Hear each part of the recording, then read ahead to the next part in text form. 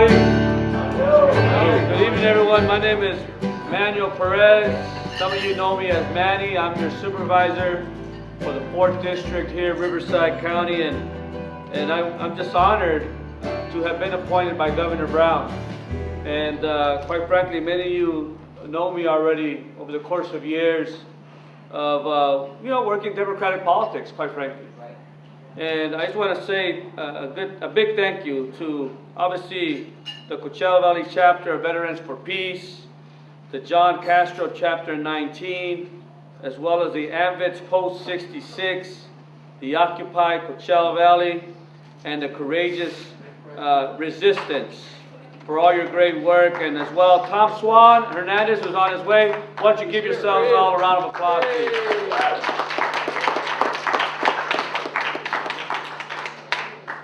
And so, in the past, I've attended Peace Day events and Memorial Day luncheons and marched with many of you in the Palm Springs Veterans Day Parade. And over the course of years, we've come together and we've made friendships, right? And obviously that support and everything you've done on my behalf and on my family's behalf, I really appreciate.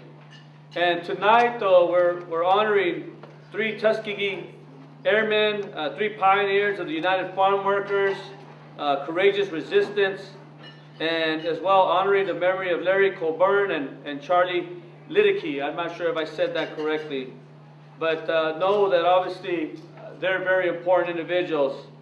And so the Tuskegee Airmen were part of a truly heroic generation. They were a distinguished group that compiled an impressive combat record in North Africa and Europe during World War II. They provided courageous service to help defeat the forces of aggression and shattered racial stereotypes at a time when the nation's armed forces were segregated. Their contributions were recognized in 2007 when the Tuskegee Airmen were awarded the Congressional Gold Medal, the nation's highest civilian award. If your organizations did nothing but honor the work of the fine men and women of peace here tonight, that would be more than sufficient. Yet, you are all involved in so many worthy efforts to advance a more peaceful global community. And those efforts merit my commendation. One of those efforts is your Peace Pole project. And if you're unfamiliar with a peace pole, I encourage you to visit one. They are ornate, they're handcrafted monuments. They say, "May peace prevail on earth," in multiple languages. Now, I was serving years ago in the Coachella Valley Unified School District Board of Trustees back in 2008 when Veterans for Peace and Tom came to me and asked for my help and designated a high school to receive a peace pole. And we selected Desert Mirage High School and dedicated the peace pole on Cesar Chavez Day, and that was in 2008. And I'm proud you have now dedicated 5 peace poles and continue to raise funds to spread the message of peace across the valley, which is very much necessary, especially today. Now, Veterans for Peace holds a Memorial Day luncheon each year to solemnly remember the lives of those who made the ultimate sacrifice for peace, freedom, and the dignity of humankind. Their sacrifice is why we are so passionate about serving veterans who have endured the horrors of war. Veterans for Peace has helped advocate for veterans. And when I was serving in the legislature, they brought a great idea to me. That idea was to start a grant program to support outreach to assist older LGBTQ veterans in accessing their earned military benefits. And we actually passed the bill. It was AB 1565, and that happened in 2014.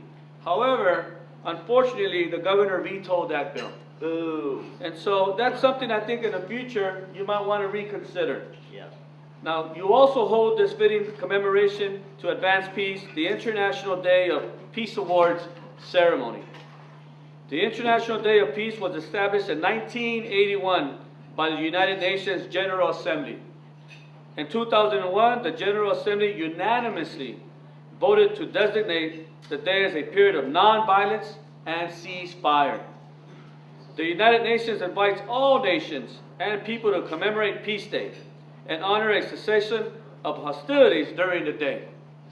Events are being held around the world under the theme, Together for Peace, Respect, Safety, and Dignity for All. International Day of Peace is something our world needs. I was invited to speak on what peace means to me and why we need peace in the world. All people deserve peace, human rights, and respect. The rights of life, liberty, and the pursuit of happiness are unalienable and universal rights. I pray that we can live in peace and eliminate the need for war and extend opportunity for all to live in freedom. On a day like today, it's entirely appropriate to turn our thoughts to stories of goodwill and kindness and solidarity. Let's keep in our hearts the people of Mexico and Mexico City, Morelos, Puebla, Oaxaca. By latest count, at least 273 people have perished in the earthquake that struck on Tuesday. That toll obviously is devastating. But it would have risen if not for the efforts of brave rescuers who searched for survivors trapped inside the collapsed buildings. Search and rescue teams rushed in and have been working around the clock to save lives and provide medical attention to the injured. Rescue attempts continue today in an intense effort to find more survivors. Civilians from surrounding areas have responded to the scene, offering their skills as volunteers, bringing in supplies, and delivering candy and water and food to rescuers, especially the youth. When we talk about candy, there's actually youth that unfortunately are caught under the rubble in schools that unfortunately perish to the ground. Our thoughts and prayers are also with families affected by hurricanes in Houston, Florida, Puerto Rico, and the Caribbean islands, and people in conflicts all around the world. In this world, we need hope and we need love. And I just want to say to you all that I commend your work, and I commend all the efforts of Veterans for Peace. And all our veterans that are here today, I want to thank you for your service and for everything that you've done for our society. And we know that without you, there would not be freedom.